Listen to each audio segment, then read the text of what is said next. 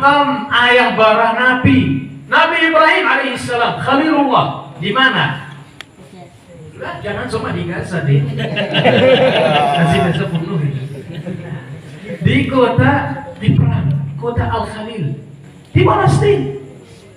Di sana ada masjid besar juga, masjid agung namanya Al-Masjidul Ibrahimi, seperti Al-Masjid Al-Aqsa. Mihrab Maryam, Zakaria alaihissalam. Di mana?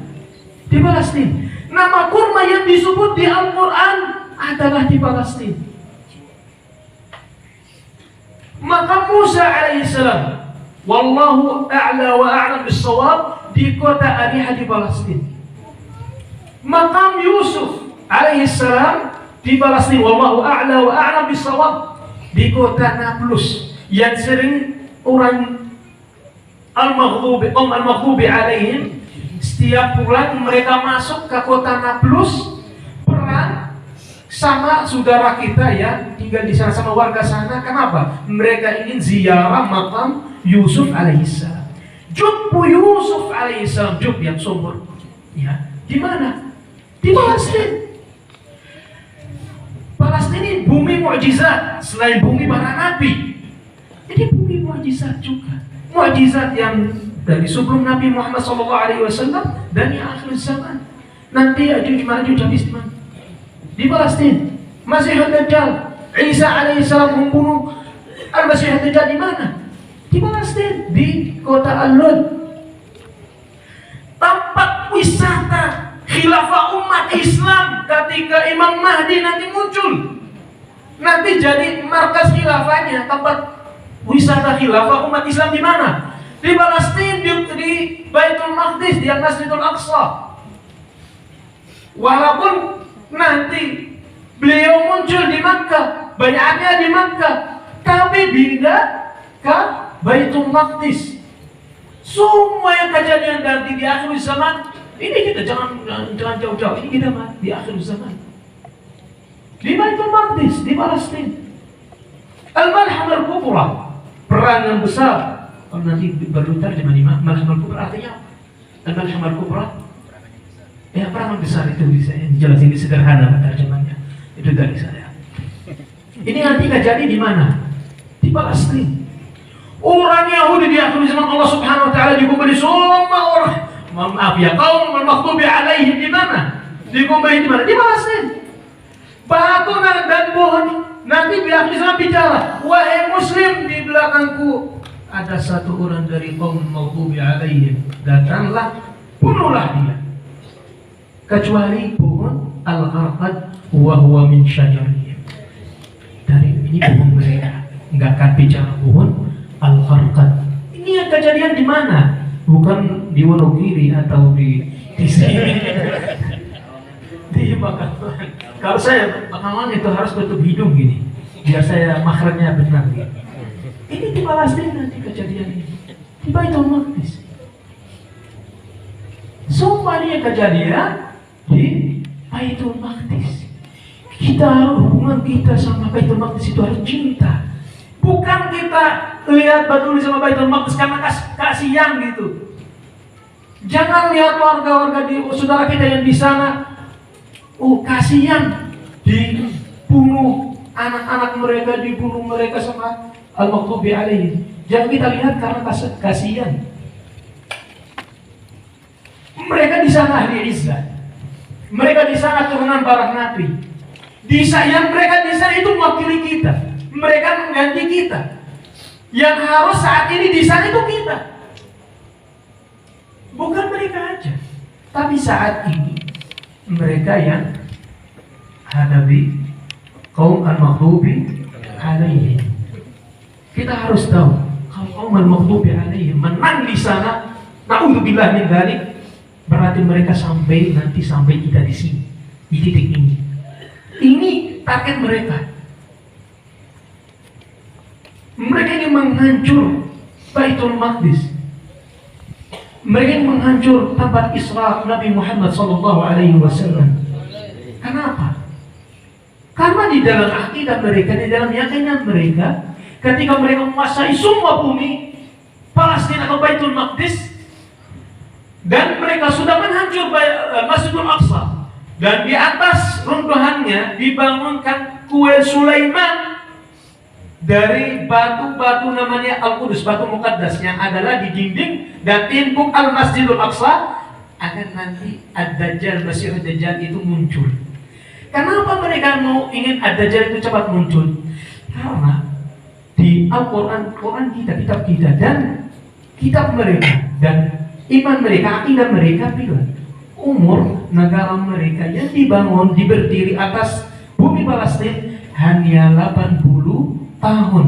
Sekarang sudah lewat 75 tahun, berarti tinggal 5 tahun. Makanya ini ya kejadian sekarang. Karena itu. Tapi kali ini berjuang mujahid di sana mereka yang mulai. Karena mereka tahu. Ternyata mereka lagi bersiapan perang sama Gaza dan Palestina bagian barat. Dan mereka tanggal 8 Oktober ingin menghancurkan Al-Masjid Al-Aqsa biar Ad-Dajjal itu cepat muncul. Itu di dalam keyakinan mereka. Kalau muncul berarti umur negara mereka lebih panjang. Seperti kita kalau umat Islam lagi tunggu Imam Mahdi. Kalau orang Salimi, orang Nasrani lagi tunggu siapa? Isa Al-Masih bin Maryam alaihima assalam. Tapi kita lihat sekarang mereka dulu orang kaum al-maghdubi alaihim wa kaum ad-dallin, Nasara musuh terus, mereka perang terus. Tapi kali ini malah ad-dallin membantu al-maghdubi alaihim. Ya kan? Kenapa? Karena ad-dallin itu di dalam akidah mereka, di dalam iman mereka, keyakinan mereka, ketika Al-Masih Ad-Dajjal sudah muncul, sudah umat al-maghdubi alaihim sudah kumpul di Palestina, dan Ad-Dajjal sudah muncul, akan Isa alaihissalam cepat turun.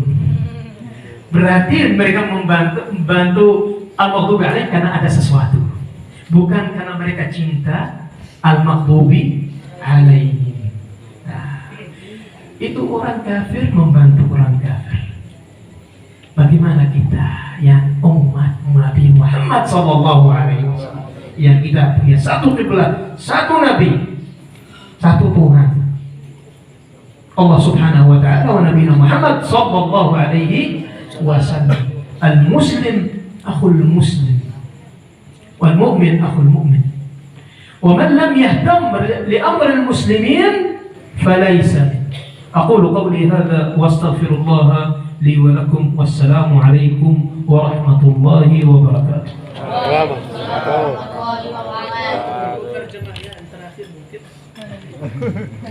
Biar kasih kesempatan.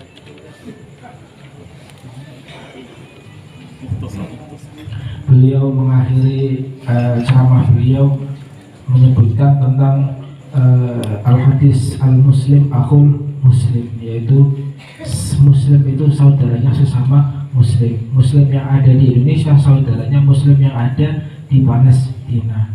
Kemudian man lam yahtam bi amril mu'min falaysa minhum. Barang siapa yang tidak memikirkan, yang tidak memikirkan urusan orang mukmin, itu mereka bukan termasuk golongan mukmin. Jadi kita sebagai orang yang di Indonesia lebih baik kita memikirkan saudara kita yang berada di Palestina supaya kita termasuk golongan orang mukminin.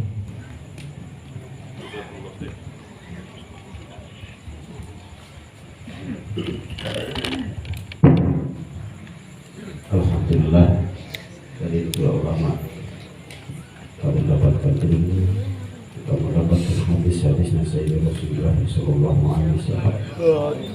Insyaallah, semoga ilmu yang dibawa, yang disampaikan oleh dua ulama tersebut dapat bermanfaat di dunia wal akhirah. Kita tahu Masjidil Aqsa itu yang bangun adalah Nabi Allah Daud dan Nabi Allah Sulaiman alaihissalam. Tapi itu dulu belum bentuk masjid. Bentuknya apa? Kapan masjid itu ada? Sayyidina Umar tadi yang disampaikan oleh Syekh Rotib Al-Difai, yang membangun adalah Sayyidina Umar radhiyallahu anhu atas penugasan daripada Sayyidina Rasulullah sallallahu alaihi wasallam. Ada hadis Beliau tatkala sudah sampai di serahi kunci, beliau bermusyawarah dengan para sahabat-sahabat pada waktu itu, dan di antara yang diajak musyawarah pada hadis ini, hadis yang sebagian hadis ada mengatakan khilaf. Sayyidina Umar bertanya kepada tabi'in yang namanya Ka'abul Ahbar. Ya Ka'abul Ahbar. Jadi tatkala Sayyidina Umar menguasai Baitul Maqdis atau Palestina, Sayyidina Umar langsung mencari batu pijakannya Sayyidina Rasulullah tatkala Isra.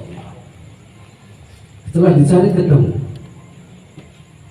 karena terpendam. Setelah dicari ketemu, terpendam, diangkat dari batu. Tapi bukan diangkat langsung di atas, enggak. Sampai sekarang batu itu arahnya masih bawah. Sayyidina Umar bermusyawarah, saya akan bangun masjid karena ditugasi Sayyidina Rasulullah SAW. Ya Ka'ab, kira-kira mana arah depan batu ini atau belakang batu ini? Ka'abul Ahbar mengatakan yang lebih elok mungkin masjidnya di belakang batu untuk menghormati pijakannya Sayyidina Rasulullah SAW. Sayyidina Umar marah. Bahkan dalam hadis tersebut mengatakan, ya Yahudi ibn Yahudi,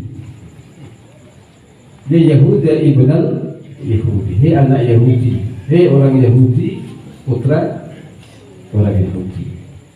Kalau saya membangun masjid di belakang batu, nanti orang-orang setelah kita akan terlalu mengkultuskan ini batu. Ini Sayyidina Umar. Bahkan diriwayatkan dalam beberapa hadis, keistimewaan Palestina Baitul Maqdis adalah tatkala Sayyidina Husain terbunuh dan dibunuh. Batu-batu yang ada di Palestina ini kalau andai saja dibuka akan berkeluar darah. Walaupun darahnya tidak terlalu hancur, artinya ada darah. Setiap batu yang ada di Masjid Baitul Maqdis akan keluar. Kebetulan beliau ini adalah keturunan daripada Sayyidina Husain yang dari jalur Sayyidina Musa Al-Kadhim, punya anak putra-putra Sayyidina Ibrahim. Musa Al-Kadhim punya putra Sayyidina Ibrahim, seterusnya sampai ke beliau, sampai Sidi Ahmad Rifai. Alhamdulillah